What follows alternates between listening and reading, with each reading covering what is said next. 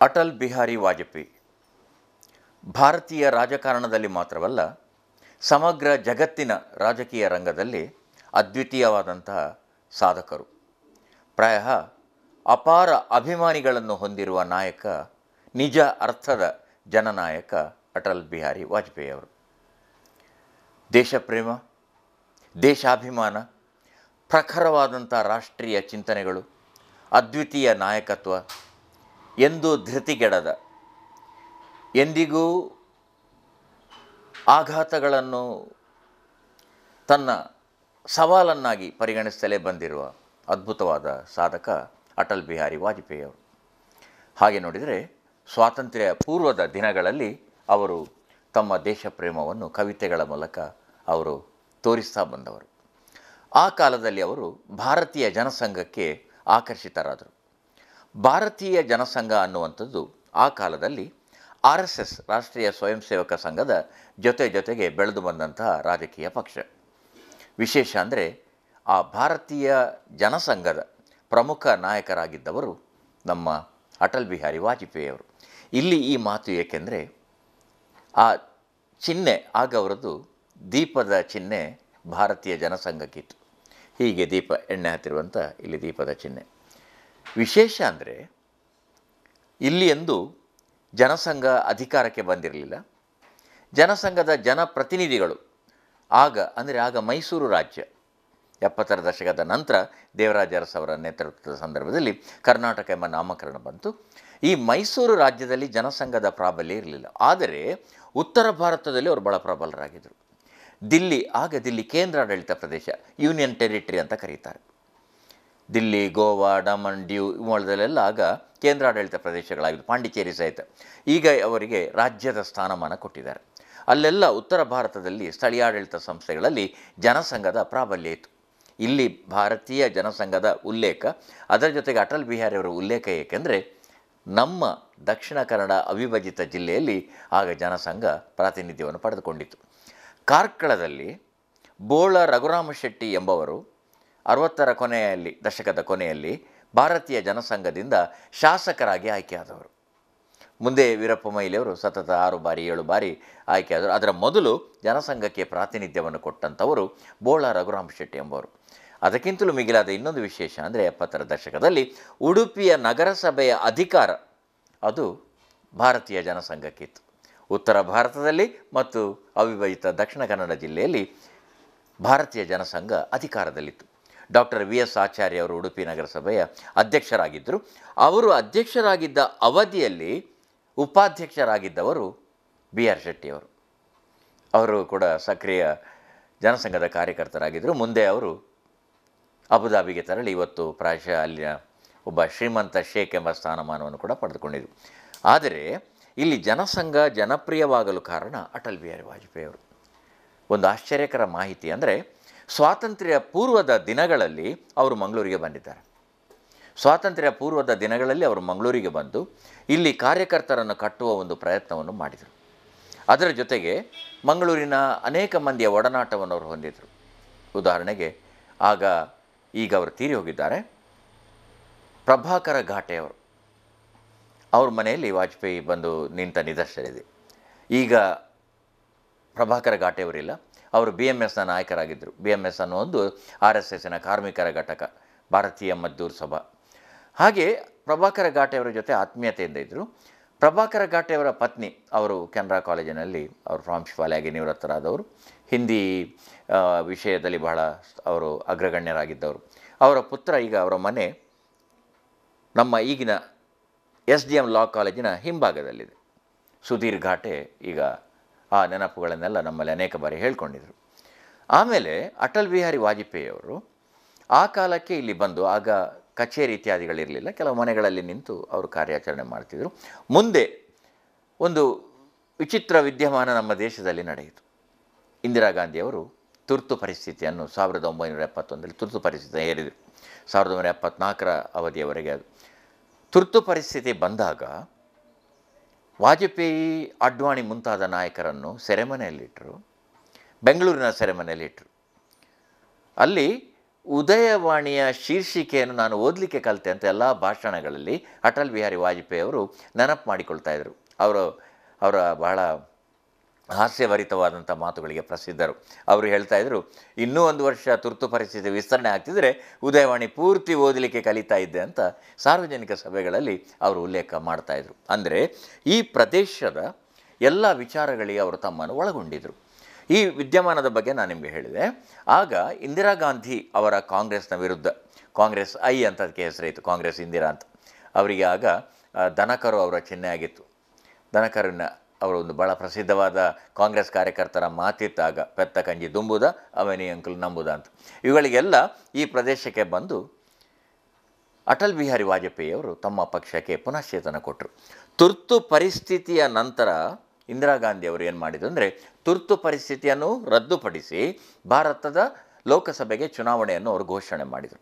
ಆಗ ಎಲ್ಲ ರಾಜಕೀಯ ಪಕ್ಷಗಳು ಅವರು ಒಂದಾದರು. ಒಂದು ಕಡೆ ಕಾಂಗ್ರೆಸ್ ಐ, ಈಗ ಕಾಂಗ್ರೆಸ್ ಪಕ್ಷ, ಅಖಿಲ ಭಾರತ ಕಾಂಗ್ರೆಸ್ ಪಕ್ಷ, ಈಗ AICC. ಇಲ್ಲಿ ಆಗ ಭಾರತೀಯ ಜನಸಂಘ ಕೂಡ ಈ ಎಲ್ಲ ಪಕ್ಷಗಳ ಜೊತೆಯಲ್ಲಿ ಸೇರಿಕೊಂಡಿತ್ತು. ಜನತಾ ಪಕ್ಷ ಎಂಬುದಾಗಿ ಒಂದು ಪಕ್ಷ ಸ್ಥಾಪನೆ ಆಯಿತು.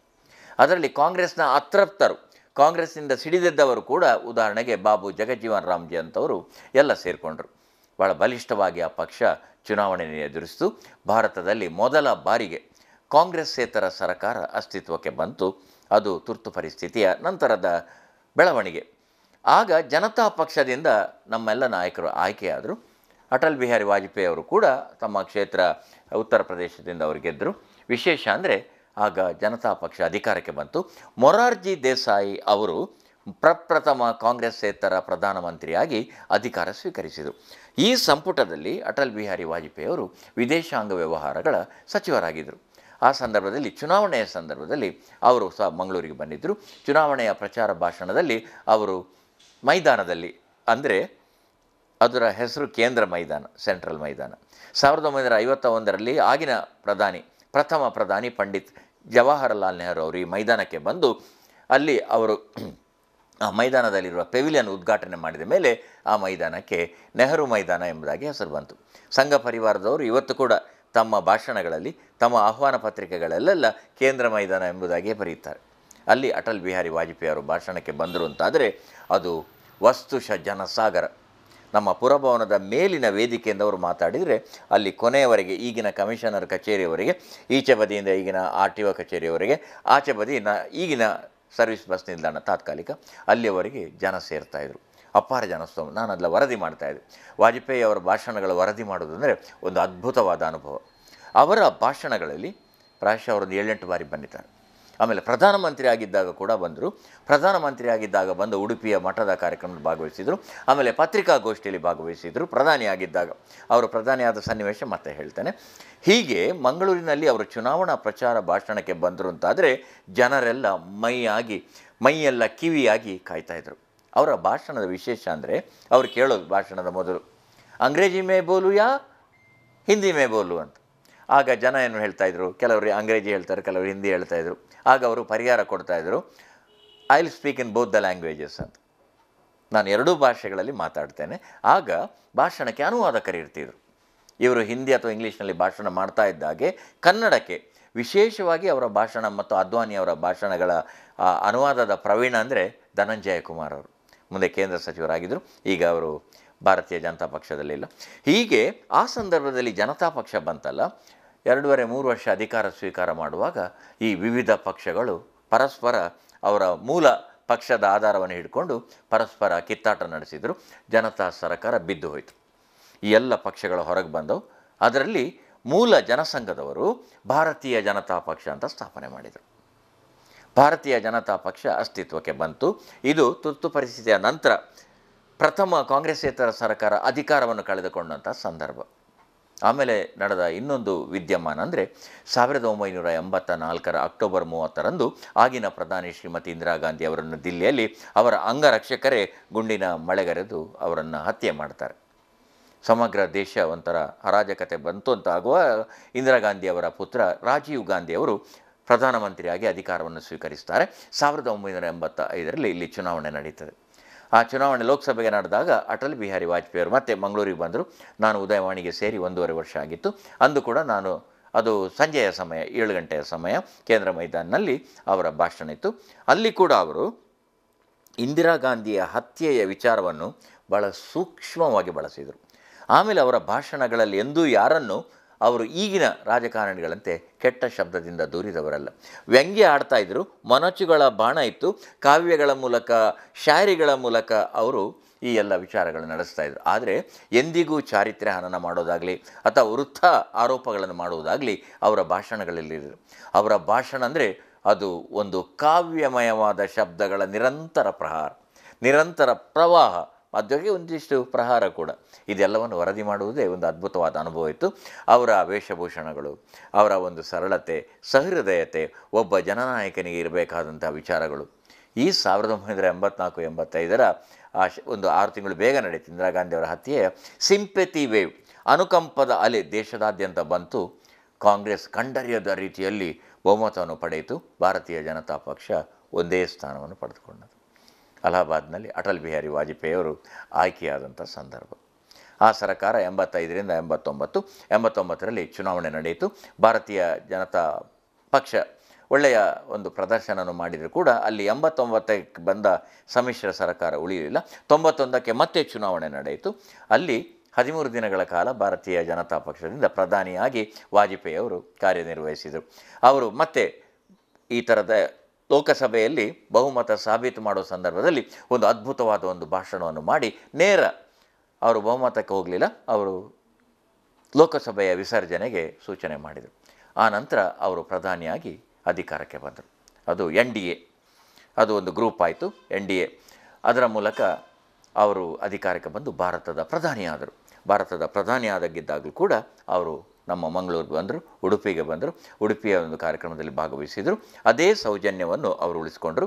ಭಾರತದ ಪ್ರಧಾನಿಯಾಗಿ ಇಡೀ ಜಗತ್ತಿನಲ್ಲಿ, ಪ್ರಾಯಶಃ ಈಗ ಮೋದಿಯವರು ನಡೆಸಿದಂತೆ ಇಡೀ ಜಗತ್ತಿನಾದ್ಯಂತ ಅವರು ಪ್ರವಾಸಗಳನ್ನು ಮಾಡಿ ನಮ್ಮ ದೇಶದ ಘನತೆಯನ್ನು ಹೆಚ್ಚಿಸಿದಂಥ ಸಂದರ್ಭ. ಮಂಗಳೂರಿಗೆ ಬಂದರೆ ಅವರು ಮೊದಲಾಗಿ ಎಲ್ಲರಿಗೂ ನಮಸ್ಕಾರ ಅಂತ ಕನ್ನಡದಲ್ಲಿ 1-2 ಶಬ್ದಗಳನ್ನು ಹೇಳಿ ಆಮೇಲೆ ಭಾಷಣವನ್ನು ಆರಂಭ ಮಾಡೋರು. ಆಮೇಲೆ ಇಲ್ಲಿನ ಪ್ರಾದೇಶಿಕ ಸಮಸ್ಯೆಗಳ ಬಗ್ಗೆ ಗಮನವನ್ನು ಸೆಳೆಯುವರು ಮತ್ತು ಮಂಗಳೂರಿನಿಂದ ಎಷ್ಟೆಲ್ಲ ಮಂದಿ ಪಕ್ಷಕ್ಕಾಗಿ ದುಡಿದವರು ಎಲ್ಲವನ್ನು ನೆನಪಿಟ್ಟುಕೊಂಡವರು. ಮತ್ತು ಆಗಿನ ಕಾಲದಲ್ಲಿ ಈಗಿನಂತೆ ವೆಚ್ಚಗಳು ಸೇರ್ಪಡೆ ಆಗ್ತಿರಲಿಲ್ಲ. ಎಲ್ಲ ಅಭ್ಯರ್ಥಿಗಳನ್ನು ವೇದಿಕೆಗೆ ಕರೆಯುವಂಥ ಸಂಪ್ರದಾಯ ಇತ್ತು.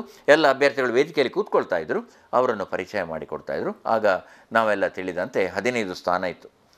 9 ನಮ್ಮ ದಕ್ಷಿಣ ಕನ್ನಡ ಜಿಲ್ಲೆ, ಹಾಗೆ 6 ಉಡುಪಿ ಜಿಲ್ಲೆ. ಈಗಿನ ಪರಿಭಾಷೆಯಲ್ಲಿ 15 ವಿಧಾನಸಭಾ ಸ್ಥಾನಗಳಿದ್ದು, ಹಾಗೆ ಲೋಕಸಭೆ ಆಗ ಹೆಸರು ಮಂಗಳೂರು ಮತ್ತು ಉಡುಪಿ.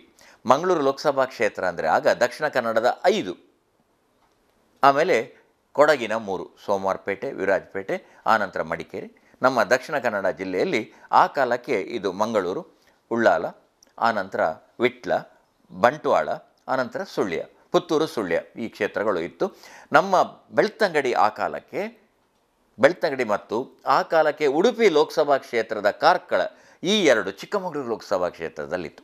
ಕಳೆದ 2 ಚುನಾವಣೆಗಳ ಹಿಂದೆ ಪುನರ್ವಿಂಗಡಣೆ ಆದಾಗ ಬೆಳ್ತಂಗಡಿ ಮತ್ತು ನಮ್ಮ ದಕ್ಷಿಣ ಕನ್ನಡ ಹೊಸ ಲೋಕಸಭಾ ಕ್ಷೇತ್ರಕ್ಕೆ ಬಂತು. ಕಾರ್ಕಳ ಉಡುಪಿ ಚಿಕ್ಕಮಗಳೂರು ಕ್ಷೇತ್ರಕ್ಕೆ ಸೇರಿತು. ಇಲ್ಲೆಲ್ಲ ಕೂಡ ಅದ್ಭುತವಾಗಿ ತಮ್ಮ ಮಾತುಗಾರಿಕೆಯಿಂದ, ತಮ್ಮ ಸರಳ ಸೌಜನ್ಯತೆಯಿಂದ ಅಟಲ್ ಬಿಹಾರಿ ವಾಜಪೇಯಿ ಅವರು ಮಾತಾದರು. ಅವರು ರಾಜಕೀಯ ಧುರೀಣ ಅಲ್ಲ, ಅವರು ಮುತ್ಸದ್ದಿ. Is an diplomat, he is not a politician, he is a diplomat ಅಂತ ಅವರನ್ನು ಇಡೀ ಜಗತ್ತು ವರ್ಣಿಸುವಂಥ ರೀತಿ. ಅವರ ಶಾಯರಿಗಳು, ಅವರು ಕವನ ಸಂಕಲನಗಳನ್ನು ಕೂಡ ಬರೆದಿದ್ದಾರೆ. ಆ ಕವನ ಸಂಕಲನ, ಅವರ ಜೀವನ ಚರಿತ್ರೆ ಕೂಡ ಬಂತು, ಅದನ್ನು ಕೂಡ ಕನ್ನಡಕ್ಕೆ ಅನುವಾದ ಮಾಡಿದ್ದಾರೆ. ಅವರ ಎಲ್ಲ ದಾಖಲೆಗಳನ್ನು ಅದರಲ್ಲಿ ನೋಡ್ಬೋದು. ಆದಮೇಲೆ ಮಂಗಳೂರಿಗೆ ಬಂದಾಗ ಅವರು ಇಲ್ಲಿಯ ಸ್ಥಳೀಯ ತಿಂಡಿಗಳನ್ನು ಅವರು ಇಷ್ಟಪಡ್ತಾಯಿದ್ರು. ನಾವು ಪತ್ರಿಕಾಗೋಷ್ಠಿಗಳಲ್ಲೆಲ್ಲ ಏರ್ಪಡಿಸಿದಾಗ ಅವರು ಪತ್ರಕಾರ ಅಂತೇಳಿ ಅವ್ರು ನಮ್ಮನ್ನೆಲ್ಲ ಕರೆಯೋದು, ಬನ್ನಿ we will have breakfast together ಅಂತೇಳಿ ಒಟ್ಟಿಗೆ ಇಲ್ಲಿಯ ಸ್ಥಳೀಯವಾದಂಥ ಉಪ್ಪಿಟ್ಟು ಇತ್ಯಾದಿ, ಇಡ್ಲಿ, ವಡೆ ಇತ್ಯಾದಿಗಳನ್ನು ಸವಿತಾಯಿದ್ರು.